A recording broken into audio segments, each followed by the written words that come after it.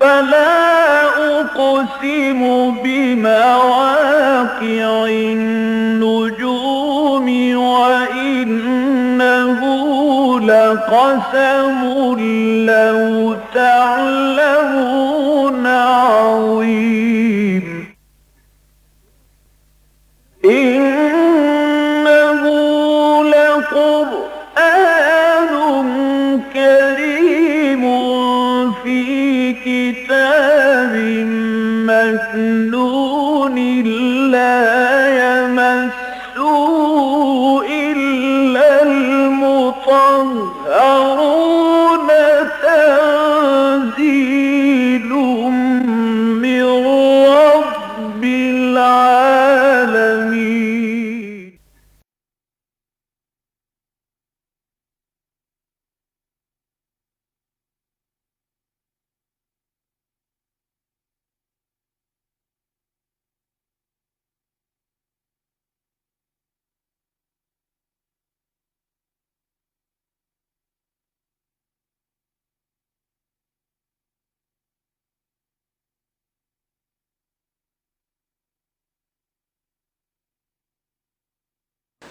اما بعد فقد قال اللہ تبارک و تعالی کما ورد فی سورۃ النساء اعوذ باللہ من الشیطان الرجیم بسم اللہ الرحمن الرحیم یا ایھا الذین آمنوا لا تقربوا الصلاة وانتم سکارى حتى تعلموا ما تقولون ولا جنبا الا عابری سبیل حتى تغتسلوا وَإِن كُنتُم مَّرْضَىٰ أَوْ عَلَىٰ سَفَرٍ أَوْ جَاءَ أَحَدٌ مِّنكُم مِّنَ الْغَائِطِ أَوْ لَامَسْتُمُ النِّسَاءَ فَلَمْ تَجِدُوا مَاءً فَتَيَمَّمُوا صَعِيدًا طَيِّبًا فَامْسَحُوا بِوُجُوهِكُمْ وَأَيْدِيكُمْ إِنَّ اللَّهَ كَانَ عَفُوًّا غَفُورًا صدق اللہ العظیم رب اشرح لي صدری ویسر لي امری واحلل عقدۃ من لسانی یفقهوا قولی اللهم ربنا الہمنا رشدنا واعذنا من شرور انفسنا اللهم ارنا الحق حقا وارزقنا اتباعه وارنا الباطل باطلا وارزقنا اجتنابه اللهم وفقنا لما تحب وترضى وتقبل منا فإنك خير المتقبلين آمین یا رب العالمین۔ شہادت حق یا شہادت علی الناس پچھلا مکمل درس اسی موضوع پر تھا، اس کے باوجود بعد میں احساس ہوا کہ ایک اہم مسئلہ بیان ہونے سے رہ گیا۔ یہ تو میں نے واضح کر دیا تھا کہ پورے قرآن حکیم میں اللہ کی راہ میں قتل ہو جانے کے لیے لفظ شہادت کا استعمال نہیں ہے، سوائے ایک مقام کے جہاں امکان ہے وہاں بھی قطعی نہیں۔ تو پھر سوال پیدا ہوتا ہے کہ یہ لفظ اس مفہوم میں کیوں مستعمل ہوا؟ اس کا جواب رہ گیا تھا۔ ہم نے دیکھا کہ یہ شہادت در حقیقت جو ہے یہ کار نبوت و رسالت کے لیے دین کی ایک بنیادی اصطلاح ہے۔ نبی جب بھی آئے، رسول جب بھی آئے، پہلے انہوں نے گواہی دی کہ میں گواہی دیتا ہوں کہ اللہ کے سوا کوئی معبود نہیں اور میں اللہ کا رسول ہوں۔ جس شخص نے ان کے ساتھ گواہی دی کہ ہم بھی گواہی دیتے ہیں کہ اللہ کے سوا کوئی معبود نہیں اور آپ اللہ کے رسول ہیں، وہ دائرہ اسلام و ایمان میں داخل ہو گیا۔ گواہی جو اس نے زبان سے دی ہے اسے اپنے عمل سے دینی ہے، اس کے ہر عمل سے یہ ثابت ہو کہ یہ واقعتاً اللہ کو اپنا معبود مانتا ہے اور اللہ کے رسول محمد صلی اللہ علیہ وسلم کا پیروکار ہے۔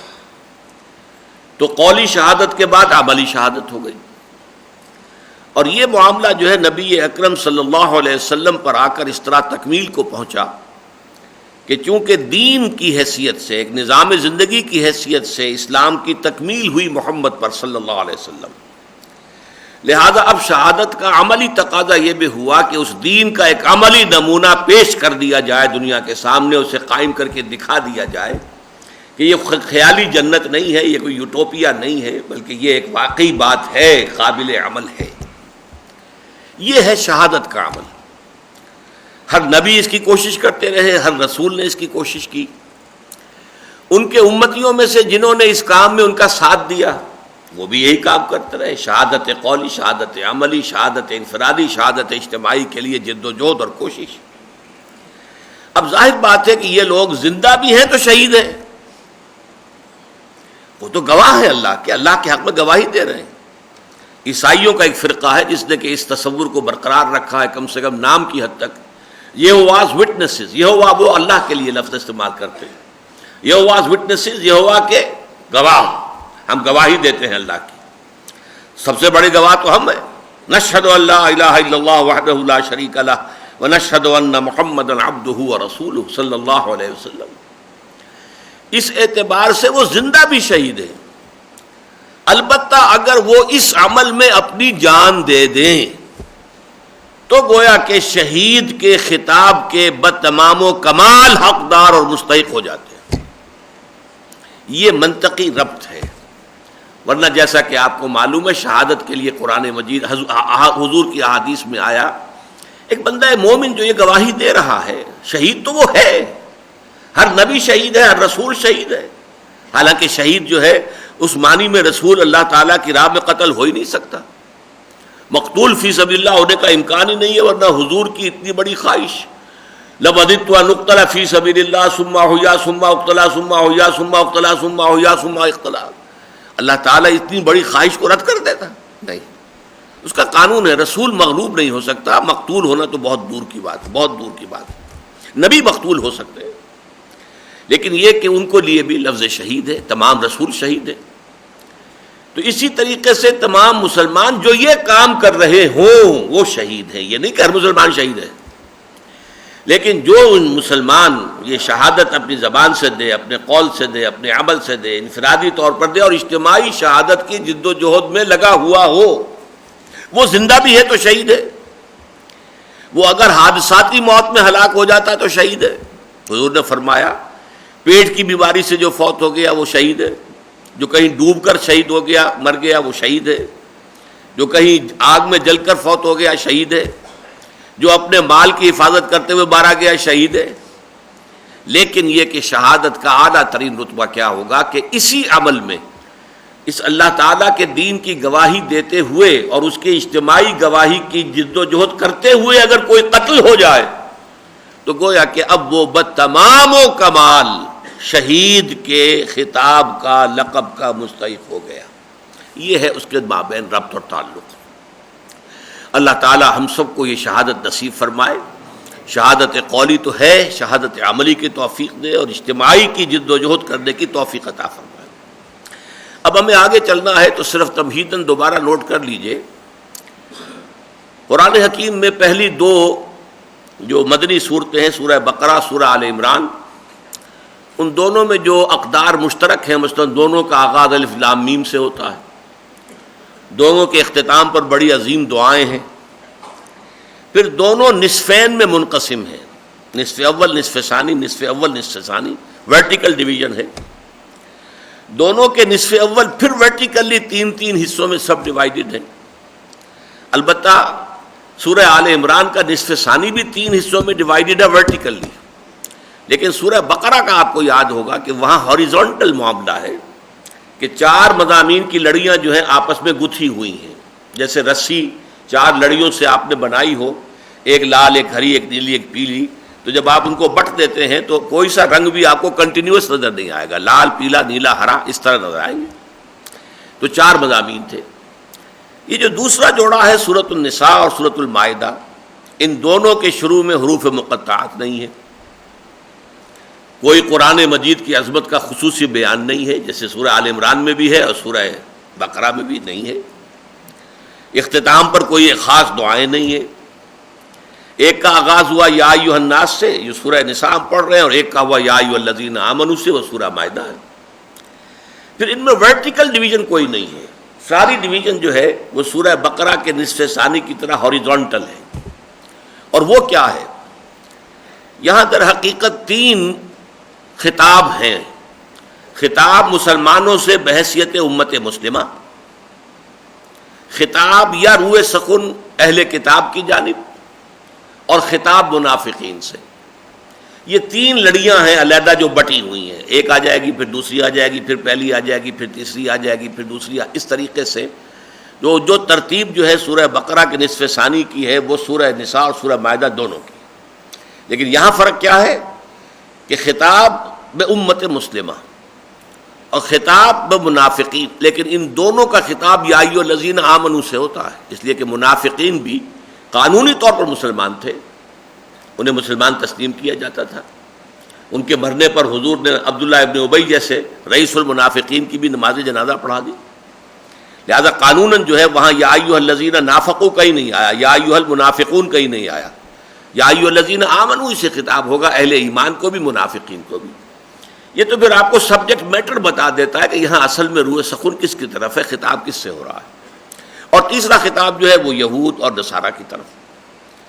تو اس سورہ نساء میں ہم نے اب تک جو پڑھی ہیں 42 آیات، ان میں سارا خطاب امت مسلمہ سے بحیثیت امت مسلمہ تھا، اور آج کی جو پہلی آیت میں نے ابھی تلاوت کی ہے وہ بھی اس میں شامل ہے. 43 آیات جو ہیں شروع میں یہ امت مسلمہ بحیثیت امت مسلمہ بحیثیت مسلمان. اس کے بعد 14 آیات میں جو آج ہی ہم انشاءاللہ پڑھ لیں گے پوری، اس میں اہل کتاب کی طرف روح سخن ہے، ذرا سا خطاب بھی ہے. اس میں اگرچہ آیات 14 ہیں لیکن زیادہ بات کوئی نئی نہیں ہے، اس لیے کہ یہ باتیں ریپیٹڈ آ چکی ہیں سورہ بقرہ میں، سورہ آل عمران میں، صرف ریفرنس ہے. البتہ یہاں مجھے خیال آیا تھا کہ میں آپ کو بتا دوں کہ یہ جو ریپیٹیشن ہوتی ہے قرآن میں یہ کیوں ہوتی ہے. اصل میں ہم تو دیکھتے نا پورا قرآن ہمارے سامنے موجود ہے. جب قرآن نازل ہو رہا تھا تو یہ شکل تو نہیں تھی. اب ایک سورت 2 سال پہلے نازل ہوئی تھی، کس کس کو یاد ہے؟ اور وہاں تو کوئی نہ پرنٹنگ تھی، نہ کتابیں تھیں، نہ چھاپے تھے، محدود چند صحابہ تھے جو سارا کا سارا یاد کر لیتے تھے، سب کو کہاں یاد. اس اعتبار سے پھر مضامین ریپیٹڈلی آتے تھے. اب جو خطبہ آ رہا ہے اس میں بھی جو مضامین کے ضروری ہیں کہ جن کا حوالہ دینا ضروری ہے، اس سے کیا ہوگا کہ پہلے تفصیل سے بحث ہو چکی ہے، لہذا وہ تازہ ہو جائیں گے. صرف حوالہ دے دینا کافی ہوگا، اشارہ کر دینا کافی ہوگا. یہاں 14 آیات میں آپ دیکھیں گے کہ وہ اشارے ہیں، وہ حوالے ہیں ان چیزوں کے جن کی تفصیل سورہ بقرہ میں، سورہ آل عمران میں آ چکی ہے. لہذا میں نے عرض کیا کہ اس میں ہمیں زیادہ وقت نہیں لگے گا، آج ہماری پروگرس زیادہ ہو جائے گی. یہ جو پہلی آیت ہے یہ ہے ایک فقہی قانونی شریعت سے متعلق. اس میں 2 احکام آئے ہیں. ایک حکم وہ ہے کہ جو عارضی ہے اور ایک حکم وہ ہے جو مستقل ہے.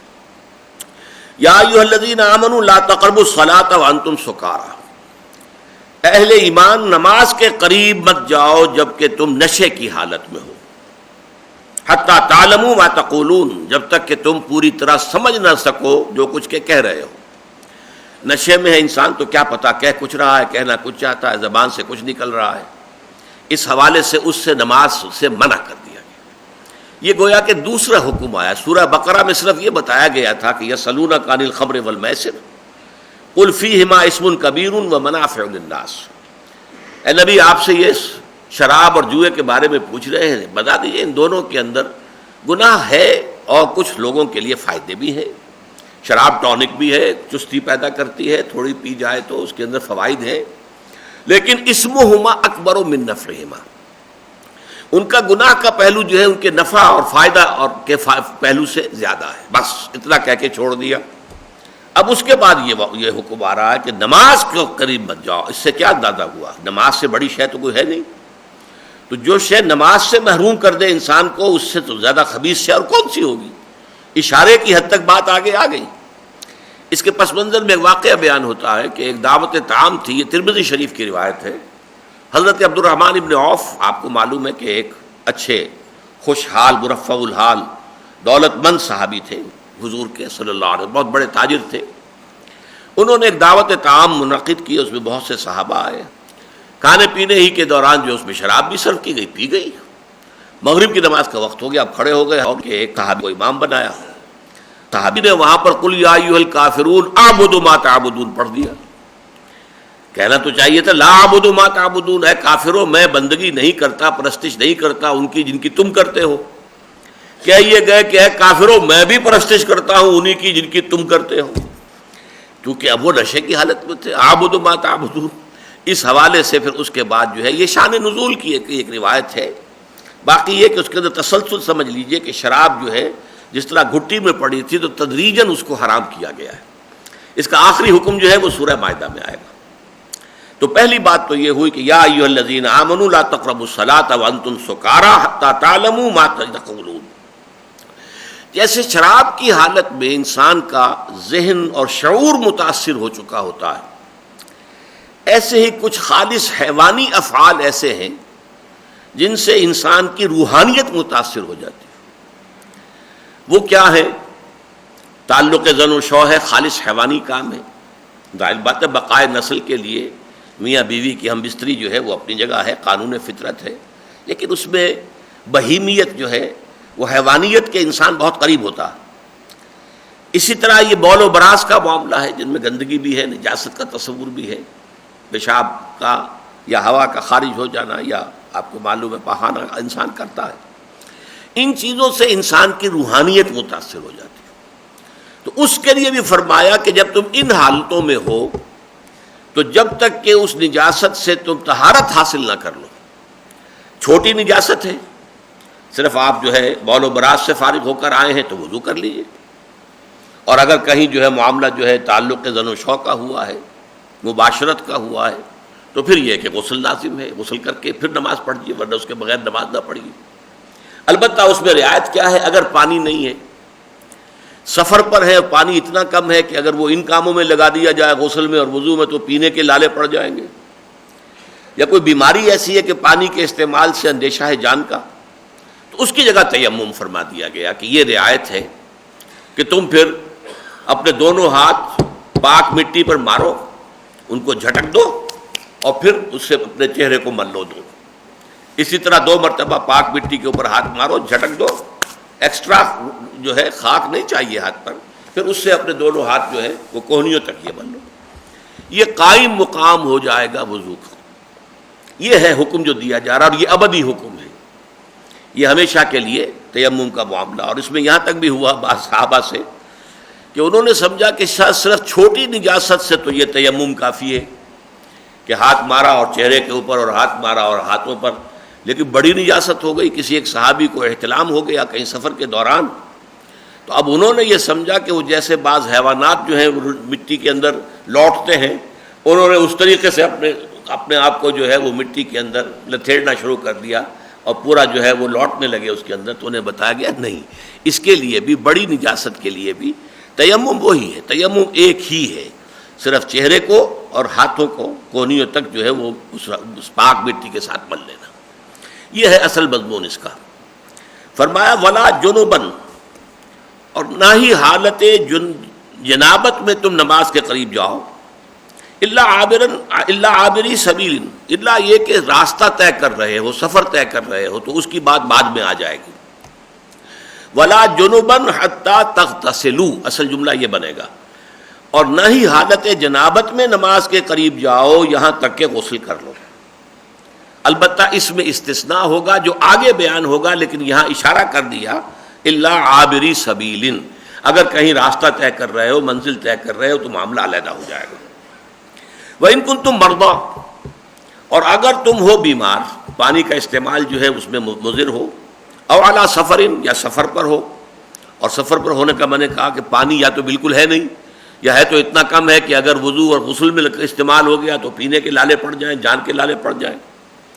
او جاء احدکم منکم من الغائط، اور اسی طرح جنابت کے ساتھ ساتھ جو چھوٹی نجاست ہے، تم میں سے کوئی کسی نشیبی جگہ سے ہو کر آیا ہو، اپنی ضرورت پوری کر کے آیا ہو، یعنی بول و براز کی، چونکہ اکثر و بیشتر کیا کرتے تھے کہ وہ کسی نشیبی جگہ پر جا کر یہ کام کرتے تھے، اپنے فراغت حاصل کرتے تھے، جنگلوں کے اندر، کوئی مکانوں کے اندر، تو ظاہر بات ہے اس زمانے میں کوئی یعنی ٹوائلٹس ہونے کا کوئی تصور تھا نہیں، یا تم میں سے کوئی ہو کر آیا ہے کسی نشیبی جگہ سے، جائے ضرور سے، کسی اپنی حاجت سے فارغ ہو کر، او لامستم النساء، یا تم نے ملامست کی ہے عورتوں کے ساتھ، یہ مباشرت کے لیے، مجامعت کے لیے یہ اصطلاح ہے، لمس کہتے ہیں چھونے کو، ایک دوسرے کو چھوا ہے تم نے، نہ عورتوں کو چھوا ہے، فلم تجدوا، اور نہ پاؤ تم پانی، فتیمموا صعیدا طیبا، تو پھر تیمم کا اصل ارادہ کیا، معنی کیا، ارادہ کرو، قصد کرو، تیمم جو ہے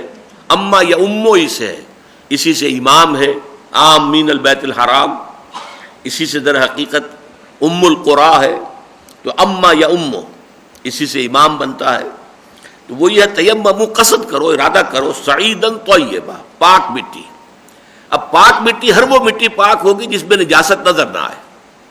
یہ نہیں ہے کہ اب آپ کو کوئی ریسرچ کرنی پڑے گی، مائکروسکوپک اس کی اسٹڈی ہو، اس میں کوئی نہیں، جو چیز نظر کوئی شے نہیں آ رہی ہے تو وہ پاک ہے، مٹی پاک ہے. فامسحوا بوجوہکم وایدیکم، تو پھر مل لیا کرو اس سے تم اپنے چہروں کو اور اپنے ہاتھوں کو. ان اللہ کان عفوا غفورا، یقیناً اللہ تعالیٰ معاف فرمانے والا ہے اور بخشنے والا ہے. اب ظاہر بات ہے کہ اس آیت میں کوئی ایسی بات نہیں ہے کہ جس کی مزید وضاحت کی ضرورت ہو. ویسے فقہی مسائل تو بے شمار نکل سکتے ہیں، لیکن یہ وہ چیزیں ہیں جو پہلے سے ہمارے علم میں. اب 14 آیتیں آ رہی ہیں کہ جن میں روح سخن بھی کہہ لیجئے اور کچھ تھوڑا سا ہلکا سا خطاب کا انداز بھی اہل کتاب سے. اگرچہ میرے نزدیک اتمام حجت جو ہے وہ سورہ بقرہ اور سورہ آل عمران میں ہو چکی ہے ان پر، لیکن پھر بھی اللہ تعالیٰ ابھی ان کے ساتھ بات گفتگو کو جاری رکھے ہوئے. الم تر الی الذین اوتوا نصیبا من الکتاب، کیا تم نے دیکھا نہیں ان لوگوں کو جنہیں کتاب میں سے ایک حصہ دیا گیا تھا. ایک تو اسلوب میں نے پہلے کئی دفعہ بیان کیا ہے کہ اہل کتاب کے بارے میں قرآن میں ہم نے سورہ آل عمران میں پڑھا لیسو سواء، یہ سب ایک جیسے نہیں، ان میں اچھے لوگ بھی تھے برے بھی تھے. جب ان کے اچھے لوگوں کا تذکرہ ہوتا ہے تو وہ معروف کے صیغے میں آتا، الذین آتیناہم الکتاب، وہ لوگ جنہیں ہم نے کتاب عطا فرمائی تھی. اور جب ان کی مذمت کا مقام ہوتا ہے تو مجہول، الذین اوتوا الکتاب، وہ لوگ جنہیں کتاب دی گئی تھی. مذمت کے مقام میں مجہول، اور جہاں پر معروف ہوگا تو وہ کسی اچھے تذکرے کے لیے. تو الم تر الی الذین اوتوا نصیبا من الکتاب کیوں کہا گیا؟ اس لیے کہ یہ پوری کتاب ایک ہی ہے اصل میں، اور اصل کتاب تو یہ قرآن ہے. اس قرآن کی ہدایت کا کچھ حصہ تھا جو پہلے آ گیا تھا اپنے وقت کی مناسبت سے، وہ گویا کہ انٹرم پیریڈز کے لیے اللہ تعالیٰ کی ہدایات تھیں.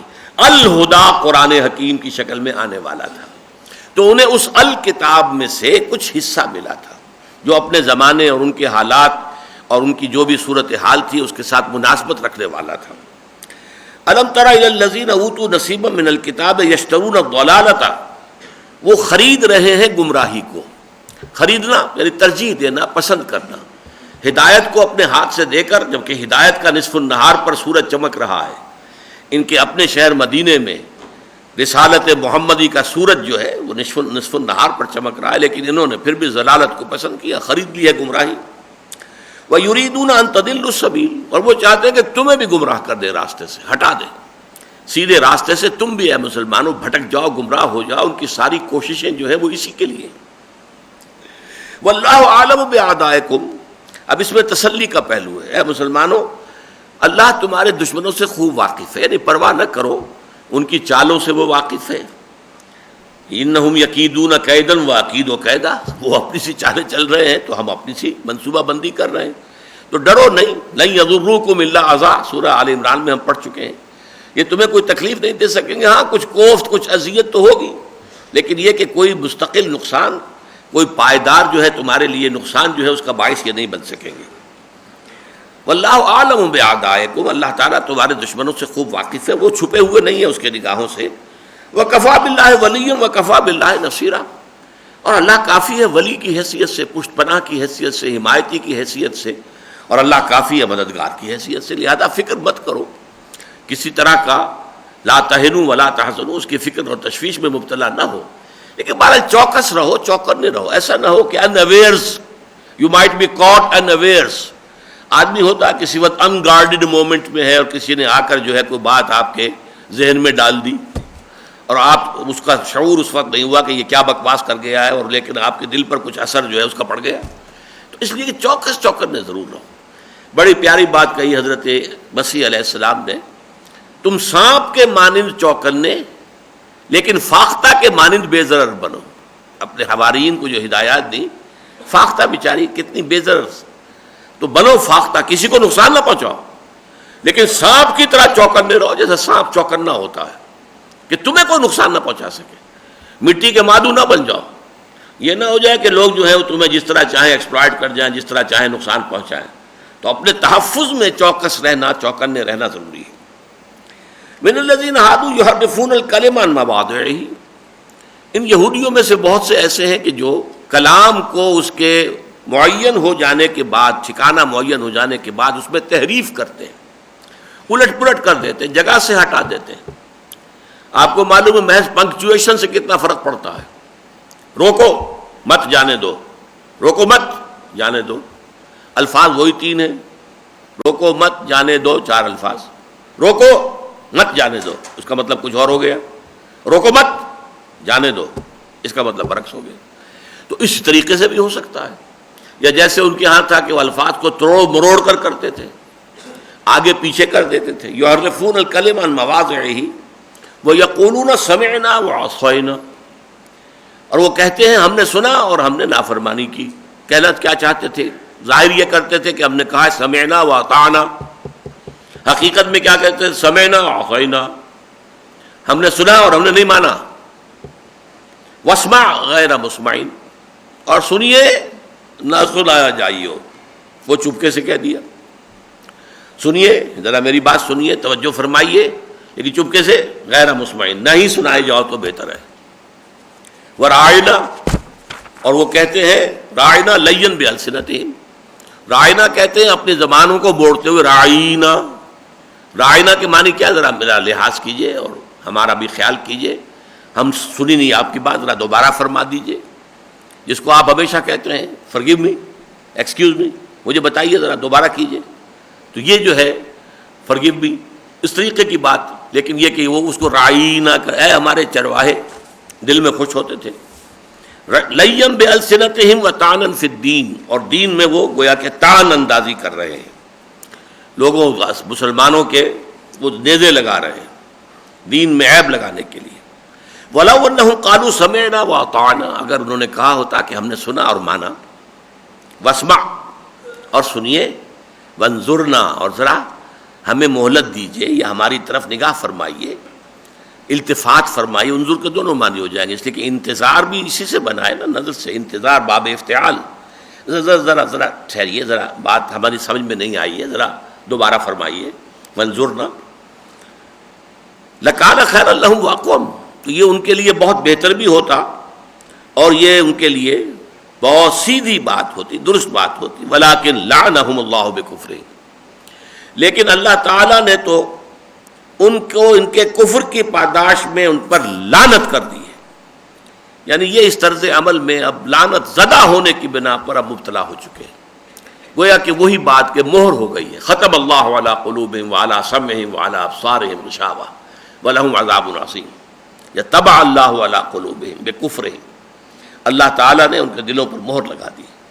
ذالک بانہم آمنوا ثم کفروا فطبع اللہ علی قلوبہم فہم لا یفقہون، اللہ تعالیٰ نے ان کے اوپر جو ہے اب مہر لگا دی ہے اور اب ان کو فہم حاصل نہیں ہے۔ ولیکن لعنہم اللہ بکفرہم فلا یؤمنون الا قلیلا، تو یہ ایمان لانے والے نہیں ہیں۔ اے نبی آپ ان کی طرف سے مایوس ہو جائیے، امید نہ رکھیے، الا قلیلا، ہاں شاذ شاید کوئی ایمان لے آئے، شاذ کے درجے میں۔ حضور کو اصل میں توقع یہ تھی نا کہ یہ تو واقف ہیں، تورات کے عالم ہیں اور توحید کے مدعی ہیں، شرک سے واقعتاً بچے ہوئے ہیں اور یہ سب کچھ چیزیں سمجھتے ہیں، مانتے ہیں، جانتے ہیں، پھر میرے بارے میں پیشین گوئیاں ان کی کتابوں میں موجود ہیں، تو یہ تو جھٹپٹ ایمان لے آئیں گے۔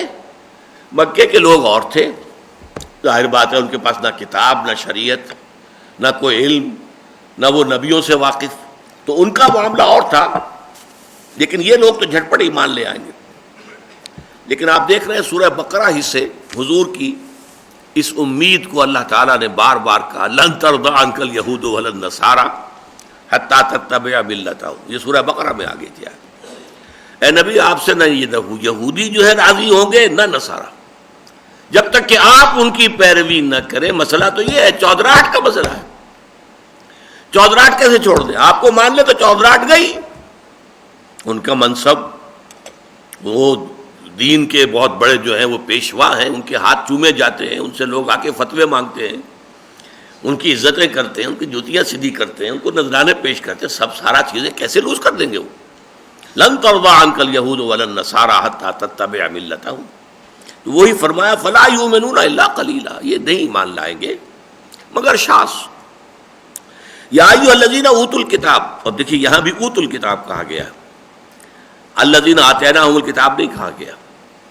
اے وہ لوگوں جنہیں کتاب دی گئی تھی، آمنوا بما نزلنا مصدقا لما معکم، ایمان لے آؤ، تسلیم کر لو، تصدیق کرو اس کی جو ہم نے نازل کی ہے، تصدیق کرتے ہوئے اس شے کی جو تمہارے ساتھ موجود ہے۔ یہ تورات کی بھی تصدیق کرتی ہے کہ وہ اللہ کی کتاب تھی، یہ انجیل کی بھی تصدیق کرتی ہے، اور یہ کہ خود یہ کتاب جو ہے گویا کہ ان پیشین گوئیوں کی مصداق بن کر آئی ہے کہ جو تورات اور انجیل میں موجود تھی۔ من قبل ان نطمس وجوہا، اب یہ بڑا سخت انداز آ رہا ہے، اس سے پہلے کہ ہم تمہارے چہروں کو مٹا دیں۔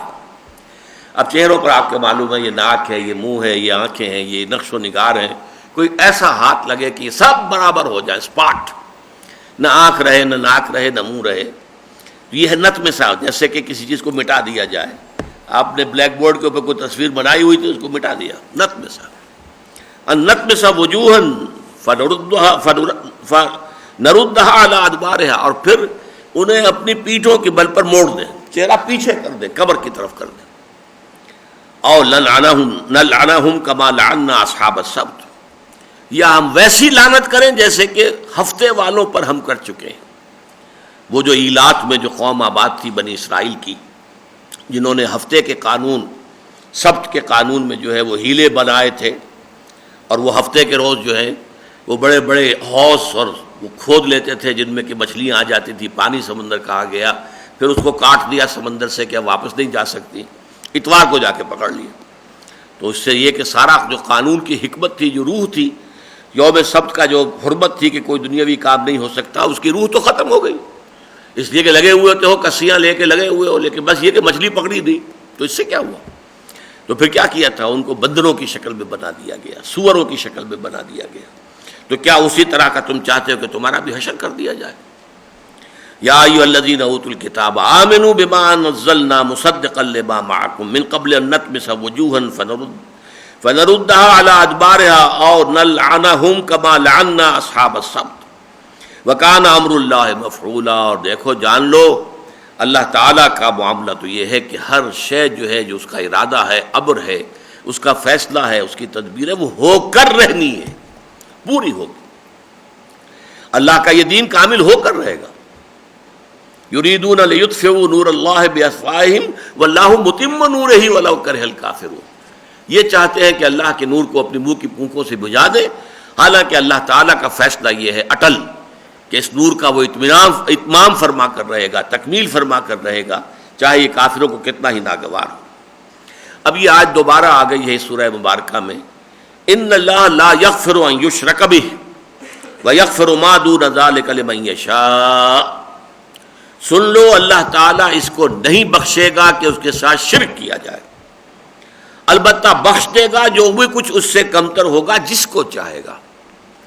یعنی یہ بھی نہیں ہے کہ اس کے لیے فری لائسنس ہے کہ باقی سارے گناہوں کی طرف سے اللہ تعالیٰ کی طرف سے پیشگی معافی قاعدہ، نہیں، جس کو چاہے گا بخش دے گا، میرٹ پر معاملہ ہوگا۔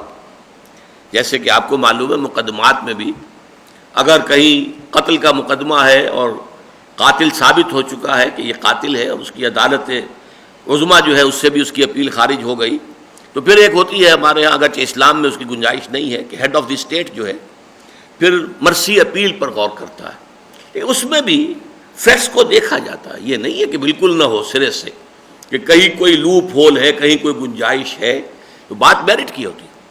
تو اللہ تعالیٰ بخش دے گا، اس کا ارادہ اس نے ظاہر کر دیا ہے کہ اس سے کمتر جو ہے اس کی امید ہے کہ وہ بخش دے گا، لیکن وہ بھی میرٹ پر ہوگا، یہ نہیں ہے کہ کھلا لائسنس ہے۔ البتہ شرک کو کبھی نہیں بخشے گا۔ وَمَن يُشْرِكْ بِاللَّهِ فَقَدِ افْتَرَىٰ اسْمًا مُبِينًا عظیما، اور جو اللہ تعالیٰ کے ساتھ شرک کرے اس نے تو بہت بڑا طوفان گھڑا ہے، بہت بڑا گناہ کی بات گھڑ لی ہے۔ یعنی یہ ایک تو ہوتا ہے گناہ کرنا، ایک گھڑ لینا ہے۔ اللہ کے لیے اگر تم نے مد مقابل ٹھہرا دیے ہیں، اللہ کے نائبین ٹھہرا دیے ہیں، اللہ کے کفو بنا دیے ہیں، اللہ کے بیٹے بیٹیاں بنا دیے، گھڑی ہوئی چیز ہے تمہاری، یہ افتراء ہے، یہ سب جھوٹ ہے جو تم نے گھڑ لیا ہے، جس کی کہ قطعاً کوئی حقیقت سرے سے ہے ہی نہیں۔ فقد افترا اسما عظیما. اب یہاں یہ نوٹ کیجئے گا کہ اصل میں جہاں تک بڑا شرک ہے یہود اس سے بالعموم جو ہے وہ بری رہے ہیں. ایک دور میں صرف ان کی ایک جماعت نے حضرت عزیر علیہ السلام کو اللہ کا بیٹا قرار دیا، کیونکہ حضرت عزیر علیہ السلام کے ذریعے ہی سے ان کی نشأت ثانیہ ہوئی. جب یہ تباہی سے دوچار ہو چکے تھے، نبوکدنضر نے ان کو بری طریقے سے جو ہے پامال کیا تھا، 6 لاکھ قتل کیے تھے اور 6 لاکھ کو لے گیا تھا کیپٹیو بنا کر، اسیر بنا کر. اسارت بابل، دی کیپٹیوٹی آف بیبیلونیا، یہ ان کی تاریخ کا ایک عجیب واقعہ ہے. اس کے بعد ان میں نشأت ثانیہ جو ہوئی، حضرت عزیر علیہ السلام نے ان کے اندر جو ہے توبہ کا سور پھونکا، توبہ کرو، اللہ کی جناب میں رجوع کرو، پلٹو اللہ کی طرف. پھر ان کے اندر جو ہے دین اور ایمان میں دوبارہ کچھ بڑا شرک، اس سے بحیثیت مجموعی یہودی جو ہیں وہ بری رہی. البتہ عمل کے اندر سفلی اعمال، جادو، ٹونے ٹوٹکے، یہ ان کے ہاں حضرت سلیمان علیہ السلام کے زمانے سے بہت عام ہو گئے تھے. سورہ بقرہ میں اس کا ذکر موجود ہے. وَاتَّبَعُوا مَا تَتْلُو الشَّيَاطِينُ عَلَىٰ مُلْكِ سُلَيْمَانَ وَمَا كَفَرَ سُلَيْمَانُ وَلَٰكِنَّ الشَّيَاطِينَ كَفَرُوا. تفصیل سے وہاں بحث آئی ہے. تو یہاں چونکہ اسی قسم کی چیزوں کا تذکرہ ہو رہا ہے، لہذا اس آیت کو لے آئے کہ شرک صرف عقیدے کا نہیں ہوتا، شرک عمل کا بھی ہوتا ہے. لہذا اس اعتبار سے غور کر لو کہ تمہارے اندر وہ جو عملی شرک ہے وہ آ چکا ہے. عملی شرک تو نفس پرستی بھی ہے. اگر آپ نے نفس کی خواہش کے مقابلے میں اللہ کے حکم کو پیچھے پھینک دیا تو آپ نے نفس کو اپنا خدا بنا لیا. عقیدہ تو نہیں ہے لیکن آپ نے اپنے نفس کو جو ہے اپنا خدا بنا لیا. فرأیت من اتخذ الہہ ہواہ، کیا تم نے دیکھا اس شخص کو جس نے اپنی خواہش نفس کو اپنا معبود بنا لیا؟ اس موضوع پر میرے 6 گھنٹے کے، یہ کوئی کم سے کم میرا خیال ہے 30 سال پرانے کیسٹ ہیں، 30 سال. وہ جو بھی سننا چاہیں سنیں ضرور، معلوم ہو کہ شرک کی کیا کیا قسمیں ہیں. بہرحال اس وقت ظاہر بات ہے کہ اس سے زیادہ تفصیل میں جانے کا موقع نہیں ہے. ان اللہ لا یغفر ان یشرک بہ ویغفر ما دون ذلک لمن یشاء ومن یشرک باللہ فقد افترى اثما عظیما. الم تر الی الذین یزکون انفسهم، کیا تم نے دیکھا نہیں ہے مسلمانوں ان لوگوں کو جو اپنے آپ کو بہت سمجھتے ہیں پاک باز. یہ جو بہت زیادہ اپنے آپ کو پاک باز سمجھتے ہیں یا سمجھاتے ہیں، ظاہر کرتے ہیں، ان کی دال میں ہمیشہ کچھ کالا ہوتا ہے. عام طور پر انسان جو ہے اگر اس کے اندر نیکی ہو، تقویٰ ہو، خیر ہو تو اس میں تواضع پیدا ہوتی ہے، اس میں یہ کہ خاکساری پیدا ہوتی ہے. یہ نہیں ہوتا کہ اس کے اندر گھمنڈ اور اپنے تزکیے کا اور اپنے اخلاق عالیہ کا اور اپنے روحانی مقامات کا وہ تذکرہ کرتا پھرے. بل اللہ یزکی من یشاء، حقیقت میں تو اللہ تعالیٰ ہی تزکیہ کرتا ہے جس کا چاہتا ہے. اللہ تعالیٰ جس کو چاہے پاک کر دے. اپنے آپ جو ہے خود ساختہ مربع اور مزکہ ہو جائے کوئی تو اس سے کچھ نہیں بنتا. ولا یظلمون فتیلا، اور ان پر ظلم نہیں کیا جائے گا دھاگے کے برابر بھی. ظاہر بات ہے انہیں ان کے اپنے اعمال ملیں گے. یا ایھا الذین کفروا لا تعتذروا اليوم انما تجزون ما کنتم تعملون. اے کفر کرنے والو اب معذرتیں نہ بناؤ، تمہیں تو وہی کچھ مل رہا ہے جو تم کر کے لائے ہو. ہم نے اپنی طرف سے کوئی شے تمہارے اوپر نہیں ڈالی. یا نوٹ کیجئے فتیلہ کسے کہتے ہیں عربی زبان میں. ظاہر بات ہے ہر زبان جو ہے وہ اپنے مشاہدات جو ہیں ان لوگوں کے اس پر بنتی ہے. اب دیکھیں کھجور جو ہے عربوں کی زندگی کی یوں سمجھیے بڑی مرکزی شے تھی کھجور. کھجور کو جب آپ کھولتے ہیں تو اس کے اندر جو گٹھلی ہے اس کے اوپر ایک جھلی ہوتی ہے، اسے قطمیر کہتے ہیں. کتنی باریک سی بے جان سی. تو حقیر شے کا ذکر کرنا ہو تو قطمیر، کہ اس جھلی برابر بھی اللہ کسی پر ظلم نہیں کرتا. پھر یہ کہ اس کھجور کی بھی ناف سی ہوتی ہے کہ اس کے ساتھ ایک لگا ہوا ہوتا ہے چھوٹا سا دھاگا، جیسے کہ بچہ پیدا ہوتا ہے تو ناف اس کی جو ہوتی وہ ہے فتیلہ، کہ اتنا بھی اللہ تعالیٰ کسی کے اوپر ظلم نہیں کرے گا بلکہ ہر شخص کو اس کے اپنے اعمال جو ہیں وہ ملیں گے. انظر کیف یفترون علی اللہ الکذب، دیکھو اے نبی اور اے مسلمان ہو یہ کیسے اللہ تعالیٰ پر جھوٹ گھڑ رہے ہیں. وہ جھوٹ کیا ہے کہ اللہ تعالیٰ نے we are the chosen people of the Lord, ہم تو اللہ کے پسندیدہ لوگ ہیں، بخشے بخشائے لوگ ہیں، ہم تو یعقوب کی اولاد ہیں، ہم تو امت مرحومہ ہیں، ہمارے ساتھ سوال ہی کیا ہے. کوئی عذاب نہیں، اگر ہوگا بھی تو چند دنوں کے لیے، لن تمسنا النار الا ایام معدودات، گنتی کے چند دنوں کے سوا نہیں ہوگا. اول تو یہ کہ ہمیں آگ میں داخل کیا ہی نہیں جائے گا. یہ سب جو ہے جھوٹ گھڑے ہیں انہوں نے. وَكَفَى بِهِ اسمًا مُبِينًا، اور محض ان کی یہ باتیں بھی کافی ہیں بہت بڑا گناہ ہونے کے اعتبار سے. یہ جو من گھڑت باتیں ان کی تباہی، بربادی اور ان کے عذاب کے مستحق ہونے کے لیے تو یہی کافی ہے. أَلَمْ تَرَ إِلَى الَّذِينَ أُوتُوا نَصِيبًا مِنَ الْكِتَابِ يُؤْمِنُونَ بِالجِّبْتِ وَالطَّاغُوتِ، کیا تم نے دیکھا نہیں کہ وہ لوگ کہ جنہیں کتاب کا ایک حصہ دیا گیا وہ ایمان رکھتے ہیں جبت اور طاغوت پر. یہ جبت کے معنی کیا ہے؟ اگرچہ بعض روایات کے اعتبار سے بعض مفسرین نے کہا یہ ایک بت کا نام تھا، لیکن نہیں، اس میں حضرت عبداللہ ابن عباس رضی اللہ تعالی عنہما، حضرت عمر رضی اللہ تعالی عنہ، دونوں کی رائے ہے. اس سے مراد ہے سحر، ساحری، جادو، ٹونا ٹوٹکا، یہ جو چیزیں ہیں، اعمال سفلیہ. یہ یہود میں حضرت سلیمان کے زمانے سے بہت عام تھی. اس زمانے میں آپ کو معلوم ہے کہ جنات کے ساتھ بڑا قریبی رابطہ ہو گیا تھا انسانوں کا، اس لیے کہ جنات بھی مسخر تھے حضرت سلیمان کے ہاتھوں، اور وہ وہاں پر ان سے کام لیتے تھے، اور ان کے لیے بڑی بڑی عمارتیں انہوں نے جنات نے بنائی ہیں. تو اس وقت ذرا میل جول زیادہ تھا، تو شیاطین جن جو ہے انہوں نے خوب اپنی گمراہی جو ہے انسانوں میں، یہودیوں میں پھیلائی تھی. تو یہ ان چیزوں میں ان کا دھیان ہے، اس چیزوں پر یقین کرتے ہیں. اور طاغوت، طغا سے سرکش، جو بھی اللہ سے سرکش ہے وہ طاغوت ہے. میں بھی اللہ کے حکم کے سامنے جو ہے سر نہیں جھکاتا، گردن اکڑاتا ہوں تو میں طاغوت ہوں. شیطان سب سے بڑا طاغوت ہے. یہ نظام جو دنیا کا سیکولرزم کا ہے، پاپولر ساورنٹی، یہ آج کی سب سے بڑی طاغوت ہے. ہم خدا ہیں خود، ہم قانون بنائیں گے، ہم طے کریں گے کیا صحیح ہے کیا غلط ہے. ہم نہیں جانتے اللہ نے کیا کہا، کس چیز کو صحیح کہا، کس چیز کو غلط، کس کو جائز کہا، کس کو ناجائز. یؤمنون بالجبت والطاغوت ویقولون للذین کفروا، اور وہ کہتے ہیں ان لوگوں کے بارے میں جنہوں نے کفر کیا، مشرکین مکہ کو، ہؤلاء اہدی من الذین آمنوا سبیلا، یہ لوگ ان صاحب ایمان لوگوں سے بڑھ کر ہدایت پر ہیں. یہ ہوتا زدم زدہ کی انتہا، فإنما هم فی شقاق. جب زدم زدہ میں آ گئے تو یہودی اس حد تک اتر آئے. کعب بن اشرف کا یہ واقعہ آتا ہے کہ وہ وفد لے کر گیا تھا مکے ایک متحدہ محاذ بنانے کے لیے حضور کے خلاف.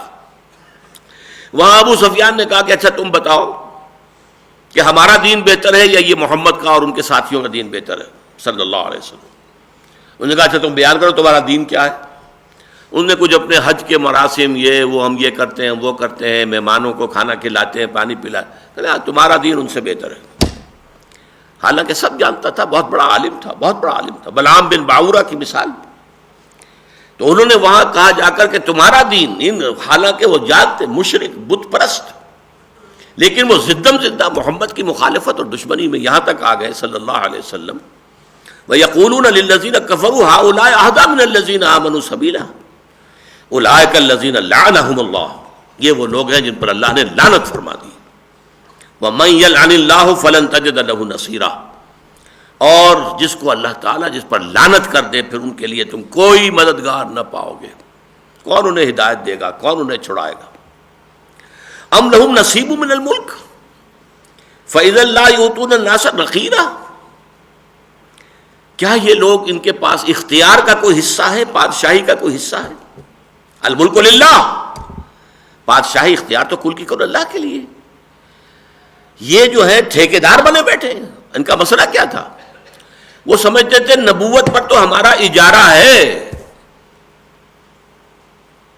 2000 برس سے نبوت ہمارے ہاں ہے، 2500 برس سے. یعقوب نبی تھا ہمارا جد امجد، پھر یوسف نبی تھے، پھر موسیٰ سے لے کر عیسیٰ تک 1400 برس نبوت کا تار ٹوٹا ہی نہیں. یہ کہاں سے نبوت آ گئی نئی بنی اسماعیل کے اندر؟ یہ کہاں سے اللہ تعالیٰ نے جو ہے کہ نبوت نام تھا جس کا گئی یعقوب کے گھر سے، یعقوب کے گھر سے چلی گئی بنی اسرائیل. اسرائیل تو اصل میں لقب حضرت یعقوب ہی کا تھا. یہ کیسے ممکن ہے؟ تو یہ سمجھتے تھے کہ ہماری اجارے داری ہے، ہم سے یہ چیز نہیں جا، منوپلی ہے ہماری. فَإِذَا لَا يُؤْتُونَ النَّاسَ نَقِيرًا، اگر ان کے ہاتھ میں اختیار ہو تو یہ تو کسی انسان کو پھر ایک تل بھی نہیں دیں گے. نقیر تل کو کہتے ہیں. کوئی رحمت خداوندی میں سے تل کا حصہ بھی کسی دوسرے انسان کو دینے کے لیے یہ آمادہ نہیں ہوں گے. ام یحسدون الناس علی ما آتاہم، کیا یہ حسد کر رہے ہیں لوگوں سے؟ الناس سے مراد یہاں اہل ایمان، یہ حسد کر رہے ہیں ان لوگوں سے اللہ نے جو کچھ ان کو دیا، قرآن عطا فرمایا، محمد عطا فرمایا صلی اللہ علیہ وسلم، اب یہ حسد کی آگ میں جلے جا رہے ہیں۔ من فضل ہی، اللہ نے اپنے فضل سے عطا کیا ہے۔ فقد آتینا آل ابراہیم الکتاب، بیٹے حضرت ابراہیم کے، حضرت اسحاق بھی بیٹے حضرت ابراہیم کے، حضرت اسحاق کے بیٹے یعقوب ہیں، حضرت اسماعیل کی نسل میں محمد رسول اللہ صلی اللہ علیہ وسلم۔ لہذا قدر مشترک تک کہ ہم نے آل ابراہیم سے کیا تھا نا وعدہ، تو آل ابراہیم میں تم ہی تو نہیں ہو، اور بھی ہیں ریختہ کے، تم ہی استاد نہیں ہو، غالب سنتے ہیں اگلے زمانے میں کوئی میر بھی تھا، تو ابراہیم کا بیٹا اسماعیل بھی تھا کہ نہیں؟ تمہاری کتاب جو ہے وہ بتا رہی ہے، حالانکہ اگرچہ تم نے تحریف کر دی ہے کہ ذبیح اللہ جو ہے تورات میں قرار دیا گیا حضرت اسحاق کو، حالانکہ وہ حضرت اسماعیل تھے، لیکن اسماعیل ایک بیٹا تھا ابراہیم کا، یہ تو مانتے ہیں، اس میں تو کوئی شک نہیں، کسی اختلاف ہی نہیں، اور اس میں بھی کہ بڑا بیٹا وہی تھا، پہلے اسی کی ولادت ہوئی ہے۔ حضرت سارہ تو بانجھ تھی، ان کے ہاں اولاد نہیں ہوئی تھی، ان کے مجبور کرنے پر، اصرار پر پھر حضرت ابراہیم نے جو کنیز کی حیثیت سے، اگرچہ حضرت ہاجرہ شہزادی تھی مصر کی، لیکن شاہ مصر نے بطور کنیز پیش کیا تھا، جیسے حضرت ماریہ قبطیہ جو ہے مقوقس نے حضور کی خدمت میں بھیجی تھی۔ لہذا حضرت ابراہیم نے ان سے کوئی تعلق نہیں رکھا تھا اپنا، کبھی کوئی جو ہے ان سے مباشرت نہیں کی تھی، لیکن حضرت سارہ کے اصرار پر، زور دینے پر کہ تمہاری نسل ختم ہو جائے گی، میرے ہاں تو اولاد نہیں ہو رہی ہے، تم یہ جو یہ مصری کنیز ہے تم اس کے ساتھ تعلق قائم کرو تاکہ اللہ تمہیں اولاد دے۔ تو ان کے اصرار پر ہوا یہ۔ حضرت ابراہیم بہت محبت کرتے تھے حضرت سارہ سے، اور ان کے اپنے خاندان سے تھیں، لہذا ان کا لحاظ بہت کرتے تھے، دلجوئی بہت کرتے تھے۔ ان کے اصرار پر جو ہے انہوں نے تعلق کیا قائم، اور اس کے بعد اللہ نے حضرت اسماعیل دے دیے۔ البتہ اس کے بعد پھر 13 برس کے بعد اللہ تعالیٰ نے معجزے کے طور پر حضرت سارہ کو بھی حضرت اسحاق عطا فرما دیا۔ فقد آتینا آل ابراہیم الکتاب والحکمت وآتیناہم ملکا عظیما۔ ظاہر بات ہے کہ اب یہ جو خلافت راشدہ قائم ہوئی، یہ بھی تو آل ابراہیم ہی کی تھی نا، کس کی تھی؟ اگر داؤد اور سلیمان کی جو حکومتیں تھیں وہ آل ابراہیم کی تھیں، تو ابو بکر اور عثمان اور علی اور عمر رضی اللہ تعالیٰ عنہم کا جو دور حکومت ہے وہ کون تھے؟ پھر یہ کہ بنو عباس کون تھے، بنو امیہ کون تھے؟ یہ سب بھی تو وہی ہے۔ فَمِنْهُمْ مَنْ آمَنَ بِهِ وَمِنْهُمْ مَنْ صَدَّ عَنْهُ، تو ان میں سے وہ بھی ہیں جو اس پر ایمان لے آئے ہیں۔ شاذ ہیں عبداللہ ابن سلام، جو بہت بڑے عالم تھے، یہودی، ایمان لائے۔ وَمِنْهُمْ مَنْ صَدَّ عَنْهُ، اور ان میں سے بہت سے ہیں کہ جو اس سے رک گئے ہیں، ہاتھ روک لیا ہے۔ صدّ یا سد کئی دفعہ میں عرض کر چکا ہوں، یہ فعل لازم اور متعدی دونوں معنی دیتا ہے، رک جانا اور روک دینا، رک بھی گئے ہیں اور روک بھی رہے ہیں۔ وَكَفَى بِجَهَنَّمَ سَعِيرًا، اور جہنم کافی ہے انہیں پھونکنے کے لیے، جلانے کے لیے، بھڑکتی ہوئی آگ۔ ان الذین کفروا بآیاتنا، یہ لوگ جو ہماری آیات کا انکار کر رہے ہیں، سوف نصلیہم نارا، ان قریب ہم انہیں داخل کریں گے آگ میں، جہنم میں۔ کلما نضجت جلودہم بدلناہم جلودا غیرہا، جب بھی ان کی کھالیں جھلس جائیں گی تو ہم بدل دیں گے ان کے لیے ان کے علاوہ اور کھالیں۔ یہ ہے وہ جہنم کے عذاب کے دوام کے لیے۔ اب کھال اگر جل جائے اور نیچے کے ٹیشوز نکل آئیں تو ان کے اندر سینسیشن نہیں ہے، پھر آگ جلائے گی اگر اندر کے مسلز کو تو اس سے تکلیف نہیں ہوگی، اس لیے کہ سینسری جو ہے نوڈز وہ تو سارے کے سارے اسکن کے اندر ہیں، وہ اگر بے حس ہو چکی، جھلس چکی، ختم ہو چکی، مر چکی تو گویا کہ تکلیف ختم ہو گئی نہیں، اس کے بعد ان کی کھال بدل دیں گے، نئی کھال دیں گے، اور اس کھال میں پھر وہی جلن، وہی خلش، وہی ان کے لیے سوزش جو ہے جو کہ تون جاری رہے گی۔ بدلناہم جلودا غیرہا لیذوقوا العذاب، تاکہ عذاب کا مزہ چکھتے رہیں، وہ عذاب کا سلسلہ ختم نہ ہو بلکہ دوام کے ساتھ، تسلسل کے ساتھ انہیں وہ تکلیف اور اذیت اور کوف جو ہے وہ پہنچتی رہے۔ ان اللہ کان عزیزا حکیما، یقیناً اللہ تعالیٰ عزیز ہے، زبردست ہے، جو چاہے فیصلہ کرے، جو چاہے حکم دے، جس طرح کا چاہے قانون بنائے، لیکن ساتھ ہی حکیم ہے، اس کا کوئی حکم حکمت سے خالی نہیں ہے۔ فعل الحکیم لا یخلو عن الحکمہ، کسی حکیم ہستی کا کوئی عمل، کوئی فعل بھی حکمت سے خالی نہیں ہوتا، بامقصد ہوتا ہے، بامانی ہوتا ہے۔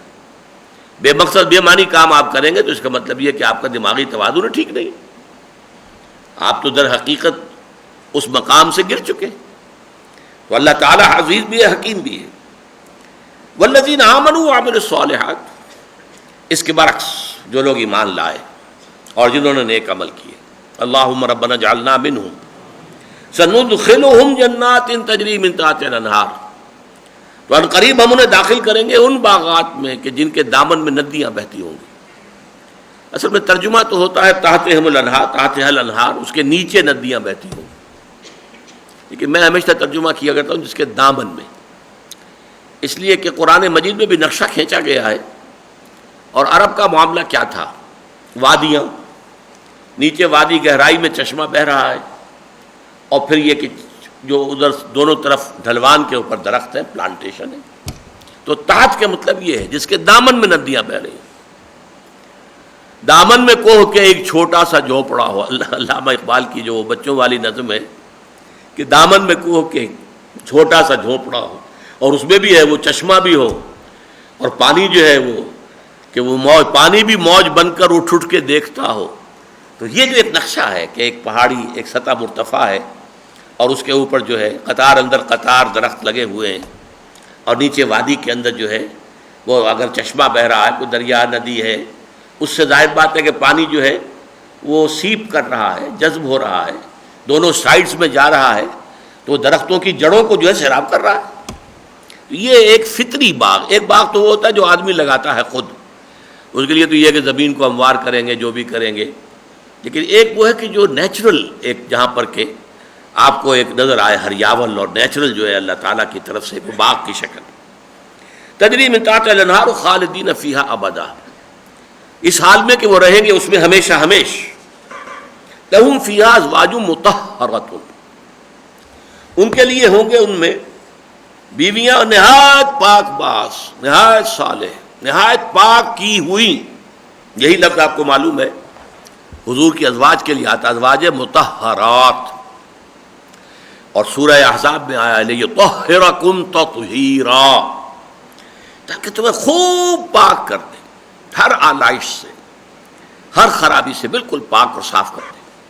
ازواج مطہرۃ وندخلہم ظلا ظلیلا، اور پھر انہیں داخل کریں گے ہم گھنی چھاؤں میں، ظل چھاؤں، لیکن ظل کے ساتھ ظلیل زوئے کے ساتھ ہے، یہ وہ چھاؤں جو بڑی گھنی چھاؤں ہے، بڑی گہری چھاؤں، اس کے اندر ہم انہیں داخل کریں گے، جن میں دوام ہوگا، جس میں انہیں دھوپ کی سختی نہیں دیکھنی ہوگی۔ لا یرون فیہا شمسا ولا زمہریرا، نہ سخت دھوپ کی گرمی اور نہ سخت سردی جو انسان کو جو ہے وہ جما کر رکھ دے، نہیں، بلکہ ایک معتدل موسم، خوشگوار موسم، ظلا ظلیلا۔ یہ 14 آیتیں اللہ تعالیٰ کے فضل و کرم سے ہم نے پڑھ لی ہیں۔ اب یہ نوٹ کر لیجئے اگلے درس کے لیے تمہید کے طور پر۔ اس کے بعد جو 2 آیتیں آ رہی ہیں اہل ایمان سے خطاب کر کے، وہ قرآن مجید کی عظیم ترین آیات میں سے ہیں، اور اس کا جو ہے پس منظر کے حوالے سے جان لیجئے، اب تک جو ہم نے 43 آیات پڑھی ہیں کہ جن میں امت مسلمہ سے خطاب تھا، اور 14 آیات ابھی پڑھی ہیں کہ جن میں روح سخن یا خطاب اہل کتاب سے تھا۔ تو امت مسلمہ سے جو خطاب تھا اس میں زیادہ تر گفتگو کس سطح پر ہوئی ہے؟ معاشرتی سطح، عورتوں کے حقوق، یتیموں کا لحاظ، عورتوں کے ساتھ معاملات، نکاح کے شرائط اور قیود، محرمات ابدیہ کون ہیں، یہ چیزیں معاشرہ۔ در حقیقت جو ہے ہمارا جو نظام ہے اجتماعی، اس کی جو لووسٹ لیول ہے اس کا وہ خاندانی نظام ہے۔ خاندانی نظام سے بات بنتی ہے، کیونکہ پہلی آیت جو ہے سورہ نساء کی وہی خاندانی نظام کی جڑ بنیاد ہے۔ یا ایھا الناس اتقوا ربکم الذی خلقکم من نفس واحدۃ وخلق منها زوجها وبث منهما رجالا کثیرا ونساء واتقوا اللہ الذی تساءلون به والارحام ان اللہ کان علیکم رقیبا۔ لیکن یہ کہ اب اس سے اوپر ایک سطح ہوتی ہے۔ معاشرہ اگر آرگنائز ہو گیا ہے، منظم ہے، اس کی تطہیر ہو گئی ہے، اس کی پاکیزگی ہو گئی ہے، خرابیاں نکل گئی ہیں، اصلاح ہو گئی ہے، سیکشول پرورشن ختم ہو گئی ہے۔ اب اس معاشرے کا اپر لیول آتا ہے آرگنائزیشن کا، جسے آپ اسٹیٹ کہتے ہیں، ریاست و سیاست کی بنیاد پر یہ ہائر لیول آف آرگنائزیشن ہے سوسائٹی کا۔ اس کے ضمن میں دو انتہائی اہم آیات ہیں کہ جو اب یہ 58ویں اور 59ویں آیات ہیں، اس کے بعد 60ویں آیت سے بڑا لمبا خطاب شروع ہو جائے گا، اگرچہ خطاب یا ایھا الذین آمنوا سے ہوگا، لیکن وہاں روح سخن جو ہے وہ منافقین کے ساتھ ہوگا۔ یہ طویل ترین حصہ ہے، تقریباً نصف حصہ اس سورہ مبارکہ کا جو ہے وہ نفاق کے موضوع پر ہوگا، جو ہم پڑھیں گے کہ یہ جو اگلا سبق ہے یہ اس اعتبار سے بہت اہم ہے، بہت اہم ہے کہ مسلمانوں کی اجتماعی زندگی کا جو اپر ٹیئر ہے، ہائیسٹ لیول ہے ریاست اور حکومت کی سطح پر، اس کا کیا قانونی دستوری ڈھانچہ ہے، وہاں کیا لائحہ عمل ہے، اس کے لیے کیا بنیادی اصول دیے گئے ہیں۔ اقول قولی ھذا واستغفر اللہ لی ولکم ولسائر المسلمین والمسلمات